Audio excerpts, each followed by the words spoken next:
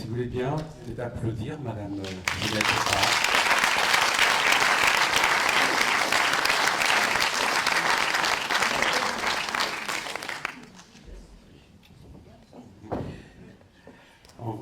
Donc d'abord vous présenter tout le travail qui a été fait pour en arriver aujourd'hui à ce prix Françoise Tétart. Vous avez eu dans les pochettes un petit flyer qui présente ce travail-là. On va vous l'expliquer. Et Denise, introduire un petit peu les choses au début. Si.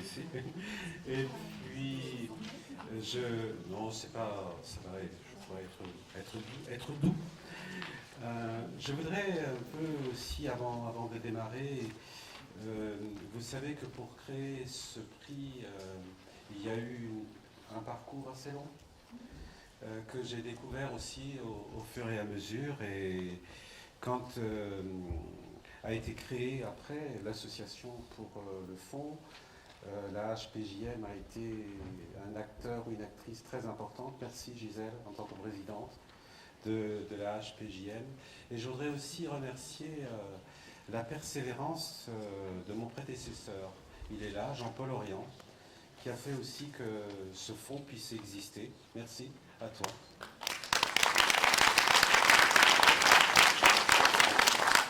Et il n'est pas là aujourd'hui, Roger Wessau. Roger Wessau, pour des raisons de santé, n'a pas pu être avec nous, mais il a été, vous le savez bien, une cheville ouvrière importante du CNAES, et il avait accepté à un moment donné, et jusqu'à une période tout à fait récente, d'assurer le rôle de trésorier de l'association Fonds de dotation, jusqu'à ce que Marilène Sanchez prenne maintenant le relais. Donc merci vraiment à eux deux. Ça fait partie aussi de la commémoration de 20 ans de le dire.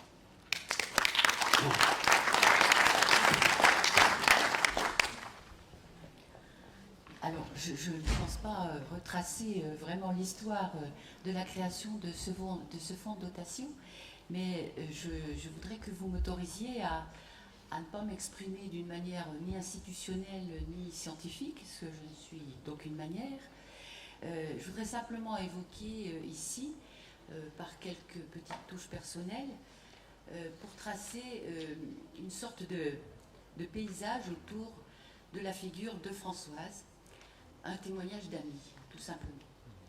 Je l'ai connue au milieu des années 90, lorsqu'elle venait à la direction de la jeunesse et de la vie associative, pour rassembler des documents, des témoignages, pour bavarder avec les fonctionnaires présents, en vue de la rédaction de rapports. J'en cite deux, sur l'histoire par exemple du FONGEP, et puis sur la question récurrente d'ailleurs de la participation des jeunes, voilà, au passage. Puis il y a eu un autre moment assez décisif, un colloque en Avignon lors du 50e anniversaire du festival, où le ministère de la Jeunesse et des Sports s'était senti légitime à célébrer l'action notamment de ses instructeurs et CTP des disciplines artistiques, au travers notamment des stages de réalisation.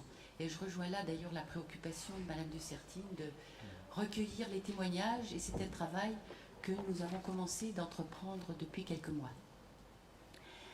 C'est à ce moment-là d'ailleurs qu'est née la décision de mener un travail de mémoire plus approfondi sur l'histoire du ministère, sur ses initiatives souvent singulières, mais aussi sur ses personnels qui sont parfois tout aussi singuliers. Presque simultanément sont donc nés le PAGEP, le pôle des archives des associations de jeunesse et d'éducation populaire, qui rassemble donc les archives, dans un premier lieu aux archives départementales du Val-de-Marne, et je remercie Marie-André Gourcuff, sa directrice actuelle. Et la suite, parce que vraiment la matière est énorme, la suite rejoint les archives nationales, ici même donc.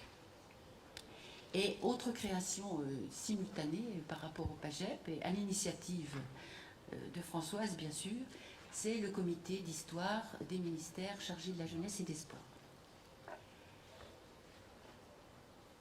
alors des instances, évidemment, où je dirais les goûts, les méthodes, les sujets d'intérêt de Françoise sont évidemment éminemment présents.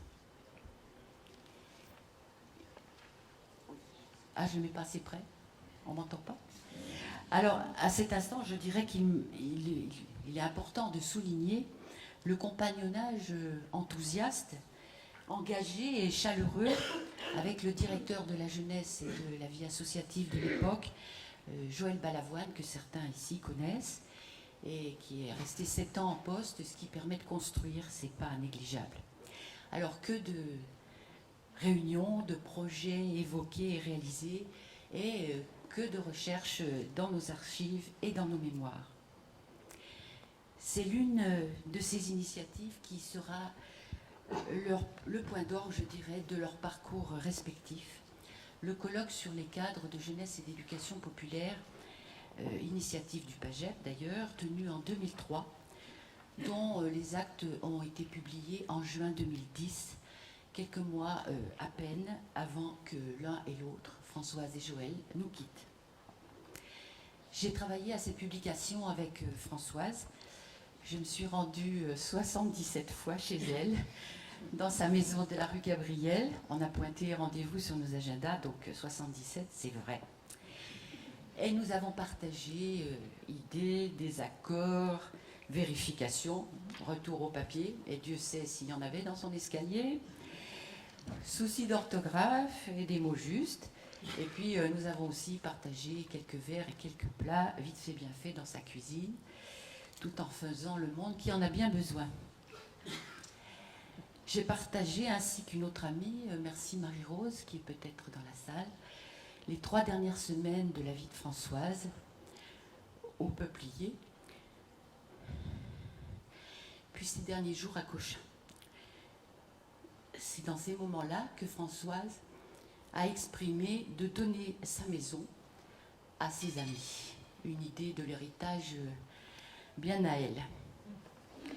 Nous sommes donc là pour la réalisation de ce vœu, grâce à sa maman, merci Ginette, qui a assumé tout le souci de cette succession douloureuse au plan affectif et complexe au plan administratif. Alors aujourd'hui, le fonds de dotation Françoise Tétart existe et nous le ferons vivre pour respecter ses idées, son engagement, son enthousiasme. J'y travaillerai dans la mesure de mes moyens et compétences. Tout au long de son parcours, Françoise a soutenu de jeunes historiens ou archivistes. Le fonds poursuivra ce travail dans le même esprit pour les aider. Merci Françoise.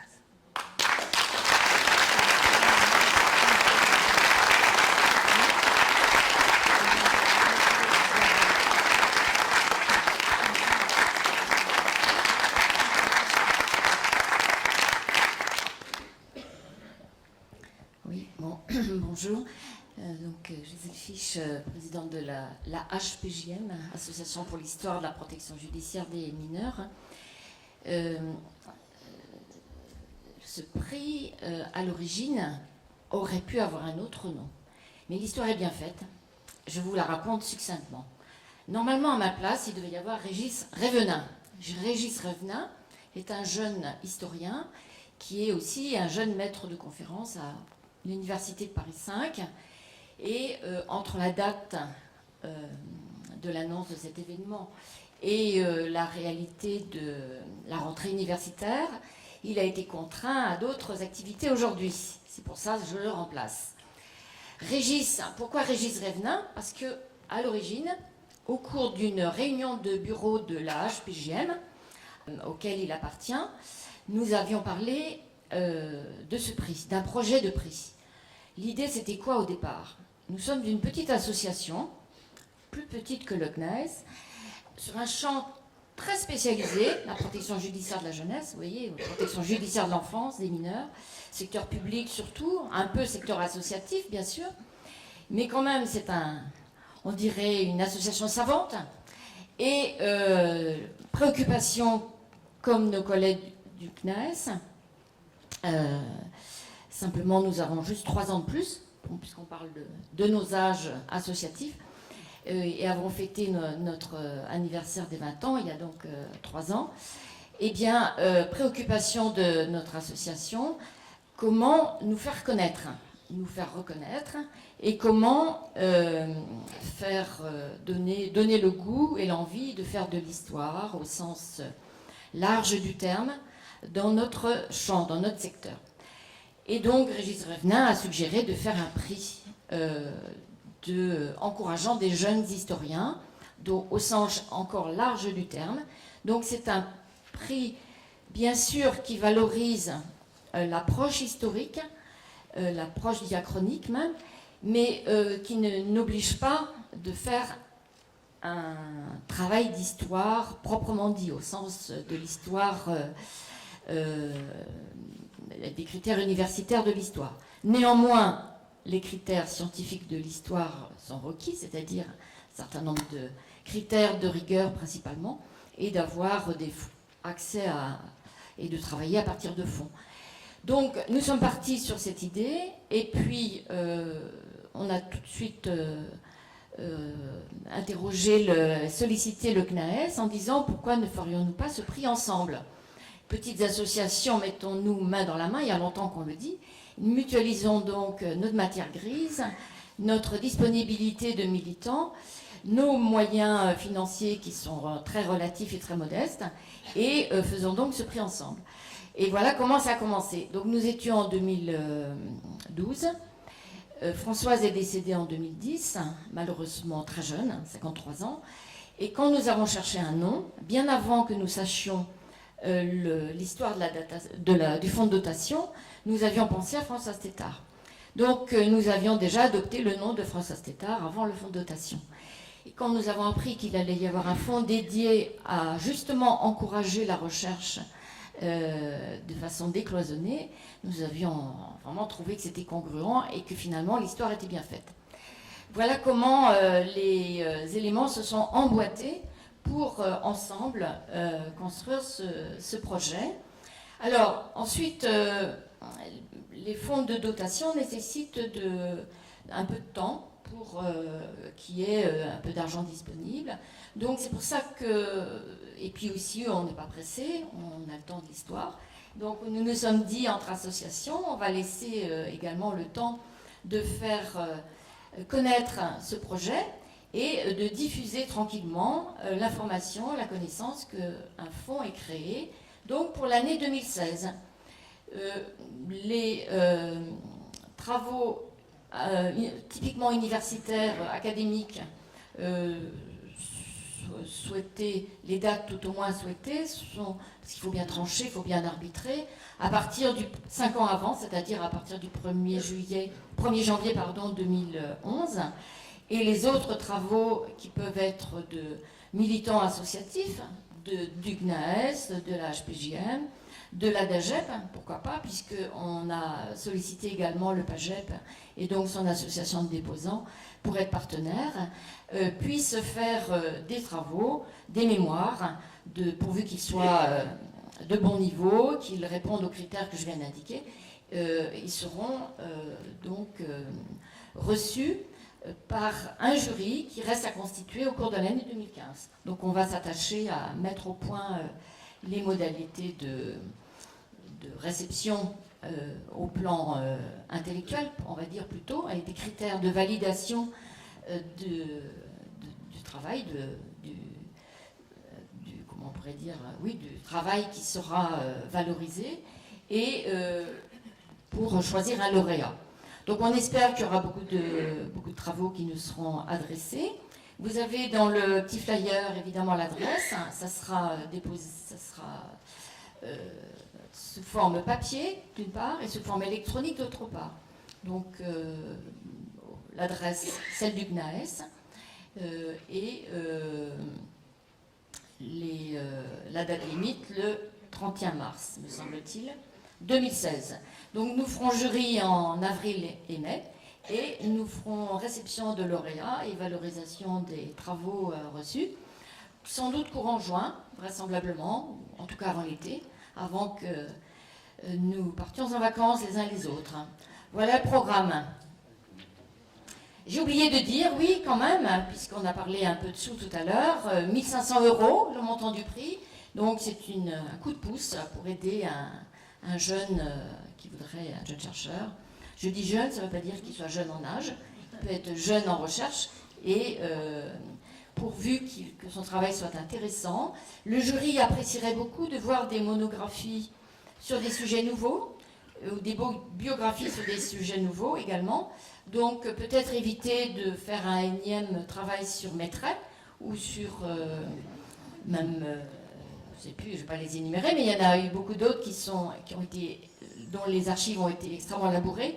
Donc on préférerait découvrir de nouvelles choses. Voilà.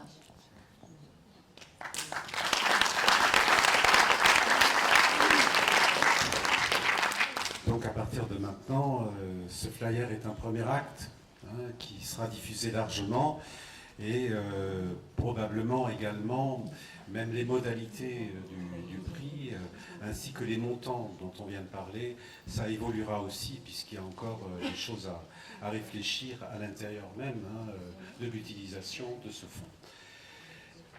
On va terminer la matinée par une petite vidéo que Sylvain avait préparée à la mémoire de Françoise. Madame Tétard, est-ce que vous souhaitez dire quelque chose? Je ne peux rien dire parce que d'abord je suis trop émue, mais je veux remercier tous les gens qui ont connu Françoise, qui l'ont appréciée, qui ont travaillé avec elle. Et je tenais justement à ce que son nom reste et j'aimerais qu'on ne l'oublie pas, à la fois dans son travail et dans sa personnalité. Merci à vous tous d'être venus, ça me fait quand même très plaisir, mais ça m'émeut beaucoup.